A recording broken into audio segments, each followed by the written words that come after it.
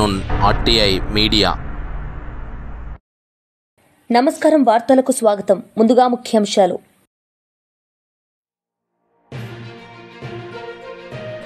BJP రాష్ట్ర అధ్యక్షుడు Ramachandra Rao media సమావేశం, పలు అంశాలపై వివరణ.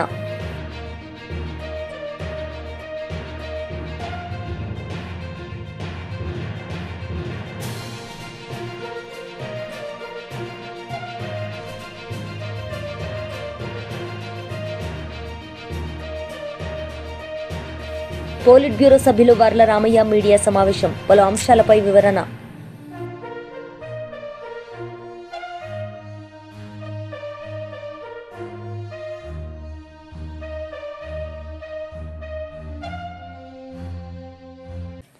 పోలిట్ బ్యూరో సభ్యులు వర్ల రామయ్య మీడియా సమావేశం నిర్వహించారు. ఈ సందర్భంగా పలు అంశాలపై ఆయన మాట్లాడారు. ఈనాడు విపక్ష నేతగా 11 మంది ఎమ్మెల్యేలతో విపక్ష నేతగా ఉన్నాడు. వాళ్ళ నాన్నగారు చాలా కాలం రాజకీయంలో ఉన్నారు, రాష్ట్ర ముఖ్యమంత్రిగా పనిచేశారు. చాలా సుదీర్ఘ కాలం నుంచి రాజకీయ కుటుంబం అని చెప్పుకుంటూ ఉంటారు. కానీ ఆయన వ్యవహార శైలి తద్భిన్నంగా ఉంది. ఎందుకో నేను మొట్టమొదటి చెబుతూ ఉంటాను, నేను ఆయన భాష సంస్కారహీనం, ఆయన మాట సభ్యతా శూన్యం, ఆయన మాట్లాడే తీరు జుగుప్సాకరం. సభ్యతా సంస్కారాలు కలిగిన వ్యక్తి రాజకీయ నాయకుడు అటువంటి భాష వాడరు. మరి ఇతను ఎలా రాజకీయ నాయకుడు అవుతాడు? ఎదుటి మనిషిని గౌరవంగా మాట్లాడటమే తెలియని ఒక అజ్ఞాని రాజకీయ నాయకుడు ఎలా అవుతాడు? నాకు అర్థం కాదు. పెద్దవాళ్ళతో మాట్లాడటం తెలీదు, తల్లిదండ్రులను గౌరవించటం తెలీదు, కుటుంబ సభ్యుల్ని గౌరవించటం ఆదరించడం తెలీదు, ప్రతిపక్ష నాయకుల్ని గౌరవించడం తెలీదు, వయసులో పెద్దవాళ్ళని ఆదరించడం తెలీదు. సభ్యత సంస్కారహీనం జగన్మోహన్ రెడ్డి గారి వాక్కులు అని చెప్పి నేను తెలియచేస్తున్నా. నేనంటున్నాను ఈ రోజున, my dear friend mister Jaganmohan Reddy, నిన్ను పెంచటంలో, నిన్ను తమ కుమారుడిగా తీర్చిదిద్దటంలో మీ నాన్న దివంగత రాజశేఖర రెడ్డి గారు, మీ అమ్మ విజయమ్మ గారు పూర్తిగా విఫలమయ్యారు అని నేను అంటున్నాను. నేనేమి బిడియబట్టం లేదు ఆ మాట చెప్పటానికి, కనపడుతుందిగా. అరే నీ దుంపదేగా, మీ నాన్న వయసు నారా చంద్రబాబు నాయుడు గారిది. మీకు రాజకీయ ప్రత్యర్థి అవ్వచ్చు, రాజకీయంగా మిమ్మల్ని విభేదిస్తూ ఉండొచ్చు, కానీ మీరు మాట్లాడే మాట ఏంటే? వెళ్ళి బావిలో దూకమని అంటాడు. బుద్ధి ఉన్నవాడు, ఇంగిత జ్ఞానం ఉన్నవాడు ఎవరైనా మాట్లాడు. నిన్నే 24 గంటలు కూడా అవలా ఆయన ప్రెస్ మీట్ పెట్టి చంద్రబాబు నాయుడు గారు, అచ్చెన్నాయుడు గారు, పవన్ కళ్యాణ్ గారు వెళ్ళి బావిలో దూకమను. ఎవరైనా అంటారు శాపనార్థాలు పెడతావా? ఏదో నీళ్ళ దగ్గర కొట్టుకునే అనొచ్చా? నీళ్ళ దగ్గర, పంపుల దగ్గర కొట్టుకునే మహిళలు. బీజేపీ రాష్ట్ర అధ్యక్షుడు రామచంద్రరావు మీడియా సమావేశం నిర్వహించారు. ఈ సందర్భంగా పలు అంశాలపై ఆయన మాట్లాడారు. టీఎస్పీఎస్ పేరు మీద ఒకేమో పేపర్ లీకేజ్ గత ప్రభుత్వంలో, ఈ ప్రభుత్వంలో హోప్ బ్రేకేజ్, ఆశాభంగం. అటు పేపర్ లీకేజ్, ఇటు హోప్ బ్రేకేజ్, రెండు. నిజంగా ఆశ్చర్యం అనిపిస్తుంది. ఈ ప్రభుత్వానికి కొద్ది కూడా సెన్సిటివ్నెస్ లేదు. టైంకి పరీక్షలు పెట్టరు, జాబ్ క్యాలెండర్ డిమాండ్ చేస్తుంది బీజేపీ. వాళ్ళు కూడా చెప్పారు పెడతామని, అనౌన్స్ చేస్తారు, కానీ దానికి ఇంప్లిమెంటేషన్ లేదు. గత 11 సంవత్సరాల నుంచి Telangana is without any group 1 officers. ఆ రోజు గత ప్రభుత్వం ఏపీఎంఎస్ ఎగ్జామ్ కరెక్ట్గా టీఎస్పీఎస్లో ఈ గ్రూప్ 1 ఎగ్జామినేషన్ పెట్టుంటే పిఎస్సి పబ్లిక్ సర్వీస్ కమిషన్ ఈ పార్టీకల్లా మనకు conferred IAS and IPS officer మన రాష్ట్రాలు ఉంటుండే. They are not conducted. Loss ఎవరికి? తెలంగాణకు, తెలంగాణ యువతకు, తెలంగాణలో ఉన్నటువంటి విద్యార్థులకు ఇది ఒక నష్టం జరిగింది, జస్ట్ బికాస్ ఆఫ్ యువర్ ఈ యొక్క దీంట్లో. కాబట్టి నేను ఈరోజు ఈ ప్రభుత్వాన్ని కోరుతా ఉన్నాను, భవిష్యత్తు తెలంగాణ యువతది. ఆ యువత గురించి మీరు ఆలోచించండి.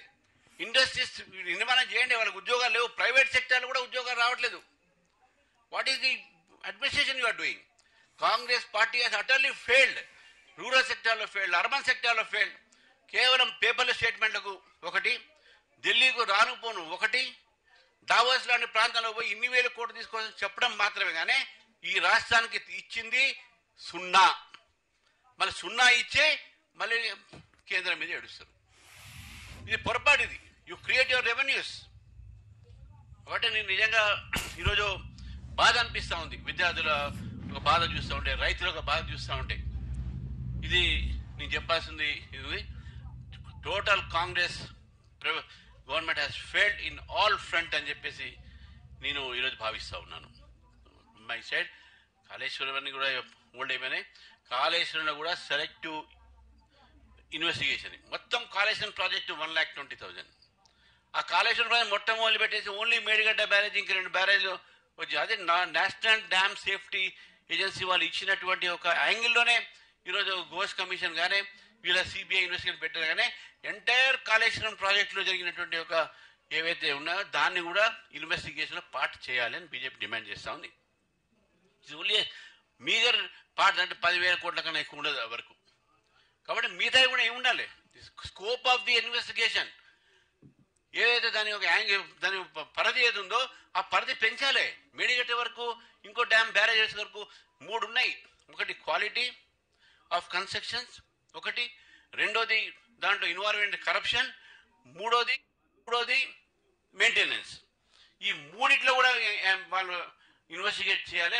ఎంటైర్ ప్రాజెక్ట్ని చేయాలి. ఒక బ్యారేజ్ను ఇంకో బ్యారేజ్ చేయడం కాదు. నేషనల్ డ్యామ్ సేఫ్టీ వాళ్ళు ఒక బ్యారేజ్ విషయంలో మాట్లాడారు. ఎంటైర్ ప్రాజెక్ట్ కూడా ఉంది కదా దాంట్లో. How much it is given, ఎంత తెలంగాణ హెల్ప్ అయింది ఇన్ని కోట్లు పెట్టిన తర్వాత కూడా, ఎన్ని ఎకరాలకు సాగు వచ్చింది, ఇవన్నీ ప్రాజెక్ట్స్, ఇవన్నీ ఎంతవరకు యూస్ఫుల్ అయ్యాయి, యూటిలిటీ ఏముంది, ఇవన్నీ కూడా బయట చెప్పాలని చెప్పేసి కూడా బయట పెట్టాలి. దీని మీద మాట్లాడుతూ మరి బీఆర్ఎస్ పార్టీ లీడర్ మీడియా సమావేశం నిర్వహించారు. ఈ సందర్భంగా పలు అంశాలపై ఆయన మాట్లాడారు.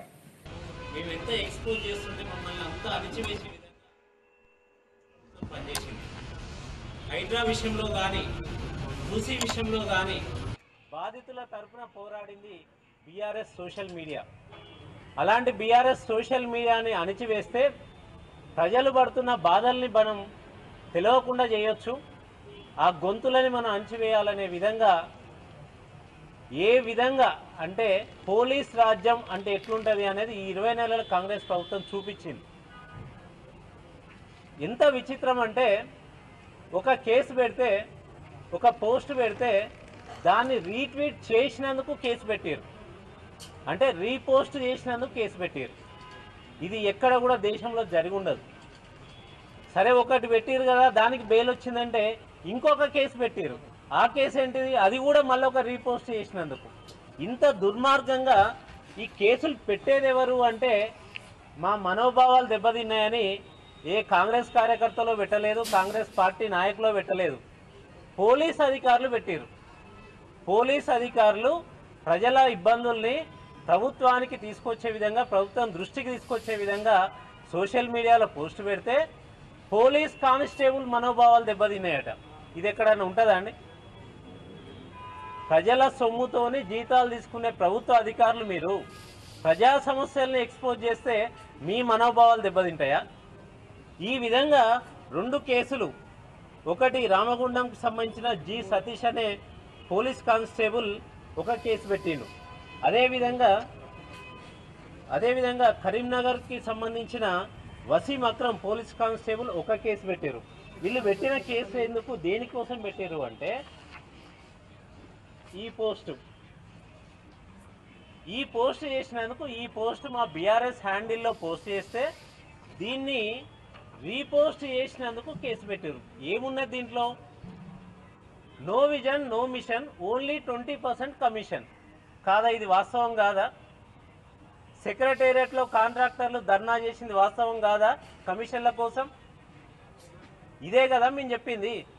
కాంట్రాక్టర్ల తరపున మేము పోస్ట్ చేసినాం, ప్రభుత్వం వాళ్ళకి బకాయిలు చెల్లించాలనే విధంగా మేము పోస్ట్ చేస్తే, ప్రజల తరపున పోరాడితే దీన్ని రీపోస్ట్ చేసినందుకు ఒక కేసు పెట్టారు. సరే దీనికి బెయిల్ వచ్చింది కదా మేము తీసుకుపోదాం అని పడితే ఇంకొక కేసు దీని మీద పెట్టారు. ఏంటిది? ఇది బీఆర్ఎస్ పార్టీలో ఇది పోస్ట్ చేస్తే దీన్ని రీపోస్ట్ చేసినందుకు మళ్ళీ ఒక కేసు పెట్టారు. ఇదేంటిది? కాంగ్రెస్ రాష్ట్రానికి పట్టిన పీడ అని పోస్ట్ చేసినాం కాదా? ఈరోజు ఏ గ్రామానికి పోయినా అడగండి, యూరియా కోసం ఇబ్బంది పడుతున్న రైతులను అడగండి, కాంగ్రెస్ పట్టిన పీడ కాదా? ఇది కరోనా అప్పుడు సంక్షోభం వచ్చింది తెలంగాణలో, ఇండియా మొత్తం, ప్రపంచంలో. ఇప్పుడు తెలంగాణలో ఇంకొక సంక్షోభం నడుస్తుంది, కరోనా వల్ల కాదు కాంగ్రెస్ వల్ల అనేది ప్రతి ఒక్క వర్గం, రైతులు కానీ వ్యాపారులు కానీ అందరూ చెప్పుకుంటున్న మాట కాదా? ఈ విషయాలు మేము తీసుకొస్తే దీన్ని వీళ్ళు మమ్మల్ని అంచివేసే విధంగా దాదాపు 5,000 కేసులు మా మీద పెట్టారు ఇప్పటికీ. కానీ నిజంగా బీఆర్ఎస్ పార్టీ లీగల్ సెల్కి కూడా మేము ప్రత్యేకంగా ధన్యవాదాలు తెలియజేస్తున్నాం. ఏ ఒక్కరిని కూడా ఇబ్బంది పడకుండా అందరినీ కూడా కాపాడుకుంటూ వచ్చింది. అదేవిధంగా ఈరోజు రాష్ట్ర వ్యవసాయ శాఖ మంత్రి కింజరపు అచ్చెన్నాయుడు మీడియా సమావేశం నిర్వహించారు. ఈ సందర్భంగా పలు అంశాలపై ఆయన మాట్లాడారు. విసిరాగ్గా మార్చాడు. ఇప్పుడు ఆ పిచ్చోడు ప్రతిపక్ష హోదా ఇమ్మని అడుగుతున్నాడు. ప్రతిరోజు మేము చెప్తున్నాం, ప్రతిపక్ష హోదా మేము ఇచ్చేది కాదు, ప్రజలు ఇచ్చేదని ఎన్నిసార్లు చెబుతున్నా ఆ మెంటల్ కేసుకు అసలు అర్థం కానటువంటి పరిస్థితి. మొన్న జరిగినటువంటి పులివెందుల జడ్పీటీసీ ఎన్నిక డిపాజిట్లు లేకుండా ఓడిపోయిన తర్వాత ఆ పిచ్చి ముదిరి పాకాన పడింది. ఇష్టం వచ్చినట్టుగా మాట్లాడడం ప్రారంభించాడు. ఆయనకు అలవాటు అయిపోయింది. ఆంధ్రప్రదేశ్ రాష్ట్రంలో ఏమి జరుగుతుందో కనీసం తెలియలేనటువంటి పరిస్థితి. వారంలో ఒకరోజు రావడం, పూర్తిగా అబద్ధాలు మాట్లాడడం, మళ్ళీ బెంగళూరు వెళ్ళిపోవడం 16 మాసాలుగా ఆనవాయితీగా జరుగుతుంది. నిన్నను పాత్రికేయుల సమావేశం పెట్టాడు. నేను ఎప్పుడు చెప్తుంటాను ఆయనకి సమాధానం చెప్పవలసినటువంటి అవసరం లేదు అని. కానీ ఆ పిచ్చోడు మాటలు కొంతమందైనా నమ్మి మళ్ళీ మోసపోతారనే ఉద్దేశంతోనే ఎప్పటికప్పుడు ఒక బాధ్యతాయుతమైనటువంటి ప్రభుత్వంగా ప్రజలకి వాస్తవాలు చెప్పవలసినటువంటి అవసరం ఉంది. అందుకే మేము తప్పనిసరి పరిస్థితిలో ఈ సమాధానం చెప్తున్నామని చెప్పి ఈ సందర్భంగా తెలియజేస్తున్నాను. నిన్న సమావేశంలో చూస్తే 2 విషయాలు ప్రధానంగా తీసుకున్నాడు.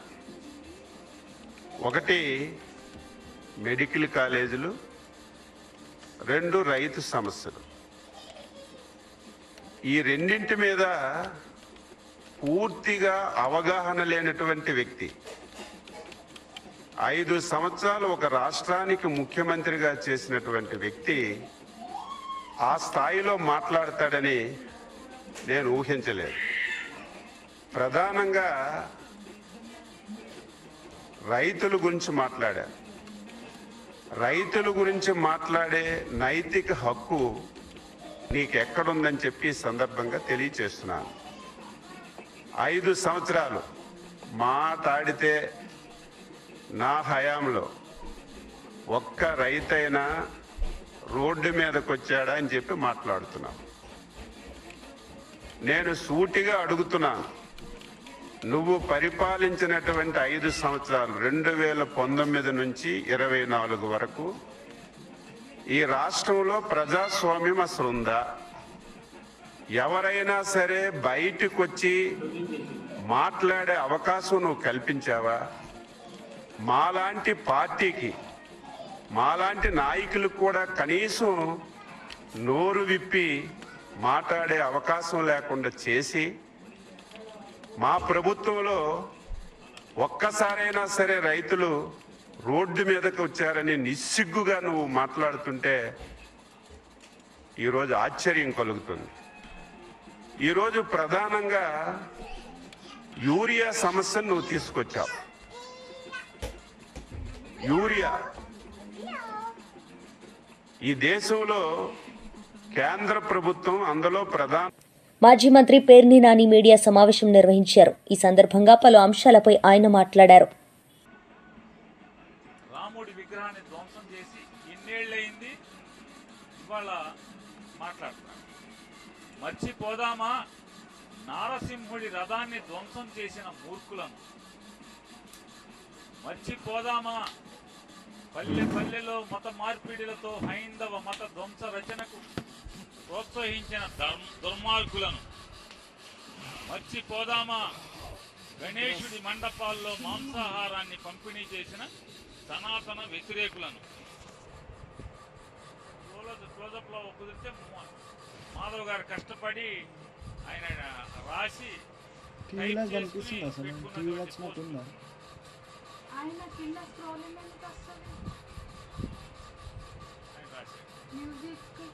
4 గంటల 55 నిమిషాలకి, ఇంకా గంట లోపు అనమాట. అంటే బహుశా ఆవిడేదో కొన్ని ఎడిటింగ్ చేసినట్టున్నారు.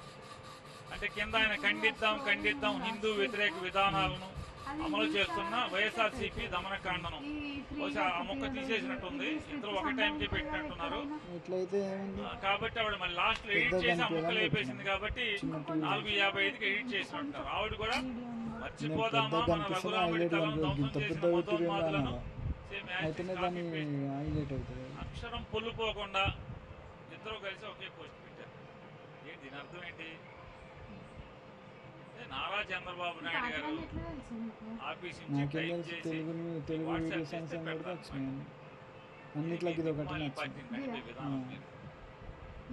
దాని బదులు పవన్ కళ్యాణ్ గారు లాగా అతికిచ్చేసారు పార్టీని. ఆయనకి దమ్ముగా దాన్ని అతికిచ్చాను రా బాబా అని చెప్తున్నాడు. అలాగే ప్రవర్తిస్తున్నాడు. మీరు కూడా మేము భారతీయ జనతా పార్టీని కూడా షామియానా కోట్లో షామియానా లాగా లేదా కుర్చీలాగా అతికిచ్చామని చెప్పండి చంద్రబాబుకి. నేను వారిని అడుగుతున్నాను, మర్చిపోదామా మన రఘురాముడి తలను ధ్వంసం చేసిన మతోన్మాదులను?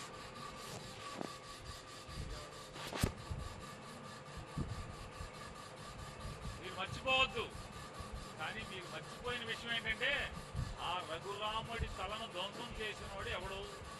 ఈ కూటమి సభ్యుడు. కూటమి సభ్యుడాడు. ఇది మర్చిపోయారు. రఘురాముడి తల మేము మర్చిపోమని చెప్పలేదు ఎవరు. అక్కడ రఘురాముడి విగ్రహం మళ్ళీ కొత్త విగ్రహం వచ్చేసింది. మరి ఇది మర్చిపోయారు ఎందుకని? ఇది ట్వీట్ చేయరా? చంద్రబాబు రాయలేదా? ఇది చంద్రబాబు రాయలేదా మీకు? రామతీర్థంలో కొత్త విగ్రహాలు. అపచారం జరిగిన వెంటనే రామచంద్రుడి మూర్తులను కొత్తగా ప్రతిష్ఠ చేసినటువంటి ఇది మర్చిపోలేదా అంట? ఇది మర్చిపోయారా?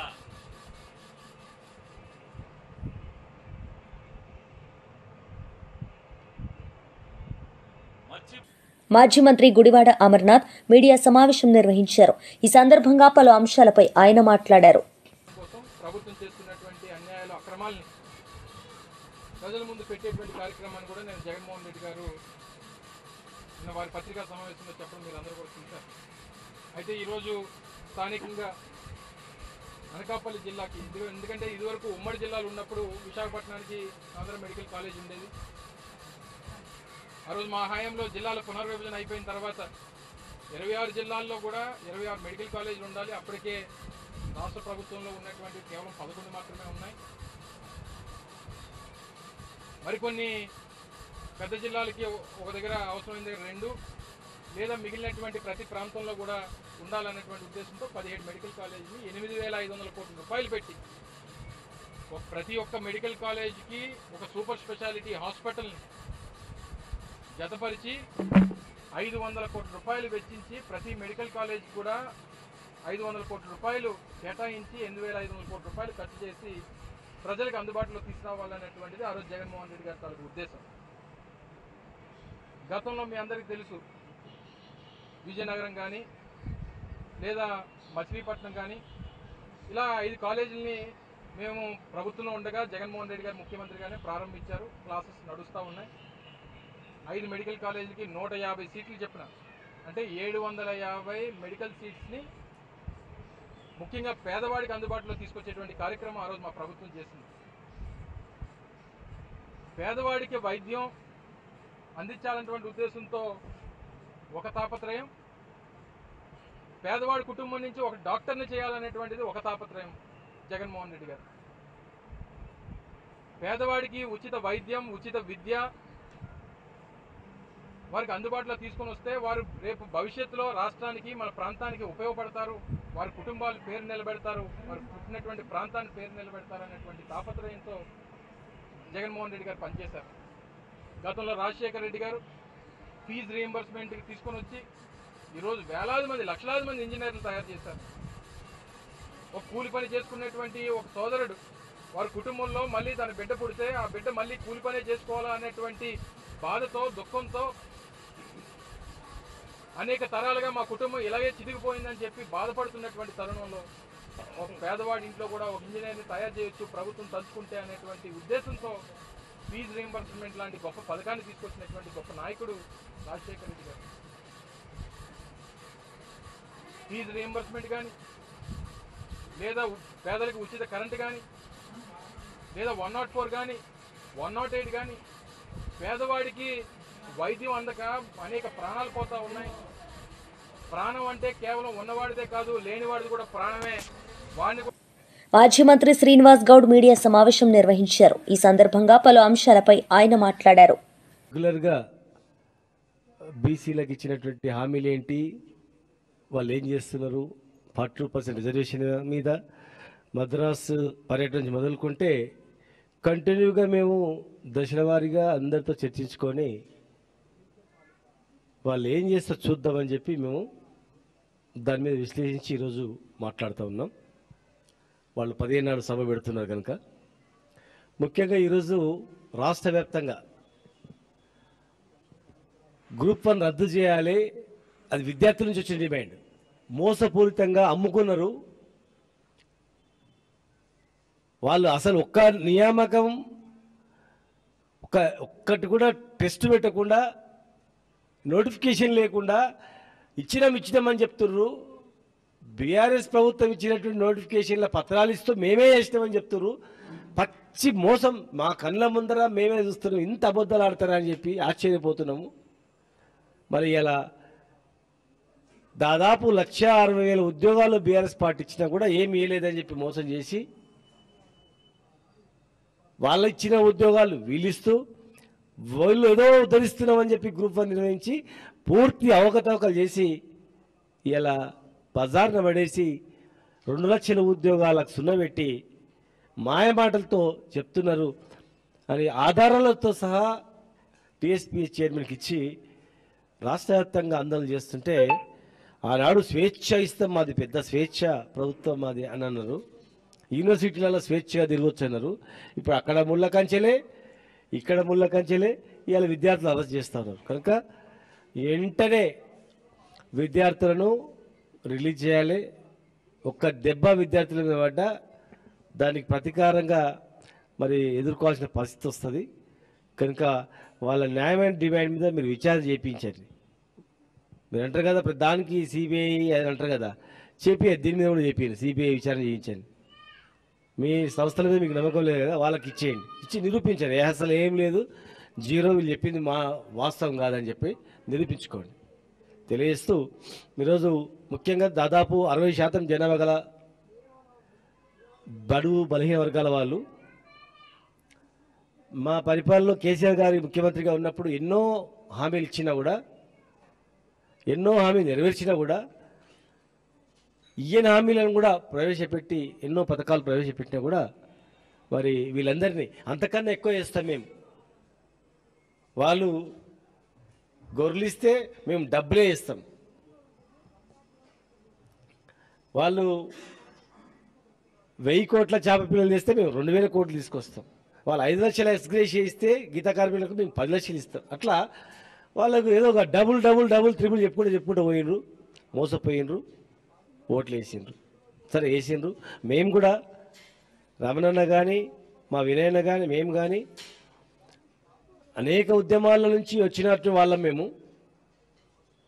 కేవలం రాజకీయాల నుంచే వచ్చిన వాళ్ళం కాదు.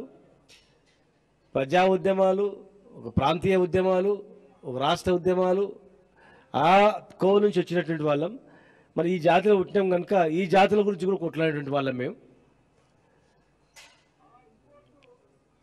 కామారెడ్డి డిక్లరేషన్ అనేది సిద్ధరామయ్య గారు వారు తీసుకొచ్చి సిద్ధరామయ్య గారి ద్వారా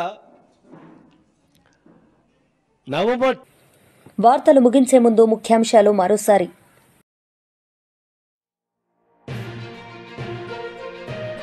బీజేపీ రాష్ట్ర అధ్యక్షుడు రామచంద్రరావు మీడియా సమావేశం, పలు అంశాలపై వివరణ.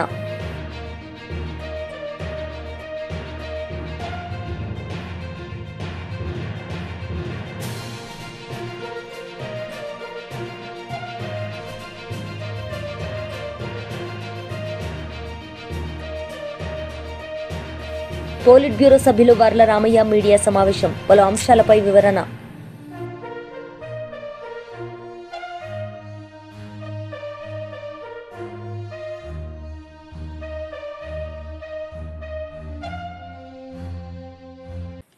ఈ వార్తలు ఇంతటితో సమాప్తం. తిరిగి ప్రసారమయ్యే వార్తల్లో మళ్ళీ కలుద్దాం. అంతవరకు సెలవు. నమస్తే.